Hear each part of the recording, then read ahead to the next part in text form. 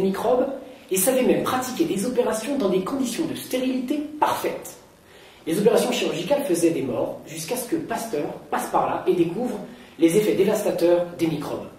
C'est un Hollandais, Anthony van Leeuwenhoek, du XVIIe siècle, qui le premier a conçu un microscope capable d'observer ces petits êtres qui se déplacent en tous sens. Il grossissait 200 fois. Le célébrissime français Louis Pasteur mettra au point, en 1865, un procédé de stérilisation et d'élimination des microbes par la chaleur, la fameuse pasteurisation. À sa suite, on systématisera les méthodes de désinfection. Autrement dit, jusqu'au XVIIe siècle, on ne connaissait pas précisément les origines et les risques de l'action des microbes. Tandis qu'il fallait attendre le XIXe siècle pour mettre au point des procédés de lutte contre les microbes qui allaient sauver la vie de millions de gens. Dommage que tous ces grands esprits n'aient pas consulté le Talmud. Le Talmud écrit en 350 de notre ère, qui rapporte des enseignements dispensés par nos sages au moins 1000 ans auparavant, à une époque où personne ne connaissait le microscope, où l'on n'avait même pas imaginé qu'un engin pareil puisse exister. Voici ce qui est écrit dans le traité Derech Eretz, chapitre 7. Un homme aura garde de ne pas boire dans un verre et de le passer à son ami à cause du danger de mort. La raison en est expliquée par Rabbi Eliezer Agadol. De peur qu'il ne soit atteint d'une maladie dans son corps, que cela sorte de sa bouche et se pose dans le liquide restant dans le verre.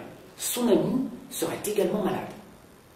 Autrement dit, nos sages savaient qu'il existe des maladies qui peuvent se développer à cause d'êtres invisibles qui se trouvent dans le corps, mais aussi dans les sécrétions.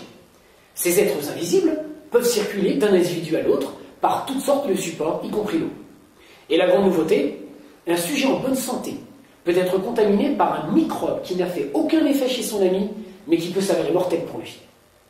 Le Talmud écrit également dans le traité Avodah Zarah 28a, Shmuel a dit, une blessure qui a été causée par un morceau de fer implique un danger de mort pour le blessé. On transgressera le Shabbat pour lui. Autrement dit, bien que l'on ne transgresse pas le Shabbat pour des blessures bénignes, on transgressera le Shabbat pour une blessure occasionnée par un bout de fer, parce que cette blessure peut avoir des conséquences mortelles. Mieux encore, le Talmud rapporte que nos sages savaient mener des opérations chirurgicales, en prenant même soin de respecter les conditions de stérilité. En voici le récit dans le traité Baba Metzia, page 83b. Ils ont fait boire un anesthésiant à Rabbi Elazar, le fils de Rabbi Shimon Bar Yochai, et l'ont fait rentrer dans une chambre entièrement marbrée d'un marbre propre, et ils lui ouvrirent le ventre. On voit donc que nos sages connaissaient plus de 2000 ans avant la mise au point du vaccin contre le tétanos les dangers d'une blessure occasionnée par un morceau de fer. Ils connaissaient également la nécessité de stériliser un lieu où l'on opérait un acte chirurgical. Mieux encore, ils savaient pratiquer des opérations complexes, comme des opérations dans les viscères qui impliquent d'importantes pertes de sang, qui entraînent des risques mortels et qui se terminaient bien, puisque le fils de Rabbi Shimon Bar Yochai a pu continuer sa carrière durant de longues années. Mais en fait, était-il capable d'endormir un sujet et surtout de gérer son réveil sans risque mortel? Réponse, là encore oui.